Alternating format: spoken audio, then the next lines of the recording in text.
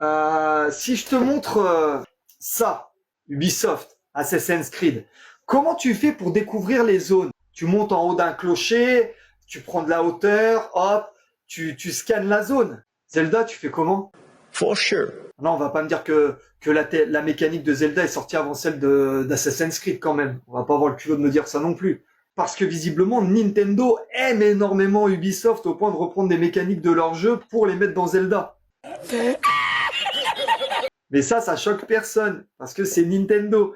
Là, dans ce jeu-là, dans la mécanique de base d'Assassin's Creed, pour découvrir une zone, tu dois monter sur les zones les plus hautes et faire une action pour découvrir la zone. Breath of the Wild est arrivé après, avec la même mécanique. Donc, c'est un plagiat de mécanique. Je parle de mécanique propre à un jeu qui fait son essence, l'essence même d'Assassin's Creed, c'est la découverte d'un monde ouvert à travers justement cette possibilité de découvrir la zone en montant en haut des clochers. Je te rappelle qu'à la base Zelda, son essence même, c'est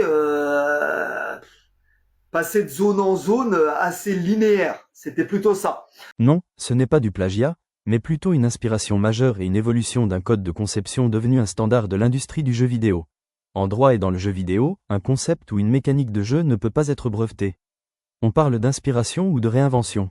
Nintendo a volontairement repris l'idée des tours d'Assassin's Creed, mais en modifiant profondément son fonctionnement pour corriger ce que les joueurs appelaient le « problème des tours Ubisoft ». La différence fondamentale réside dans la philosophie de l'exploration.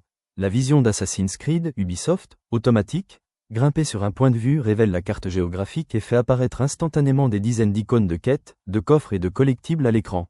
Directif, le jeu prémâche le travail et dicte aux joueurs où aller, transformant parfois la carte en une liste de tâches à cocher.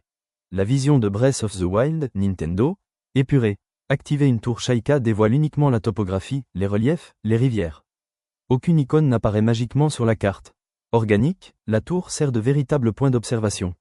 Le joueur doit utiliser sa longue vue pour scruter l'horizon, repérer un sanctuaire ou une lueur au loin, et placer lui-même ses propres balises. En résumé, Nintendo a pris une mécanique inventée par Ubisoft et l'a épurée pour replacer la curiosité du joueur au centre de l'aventure.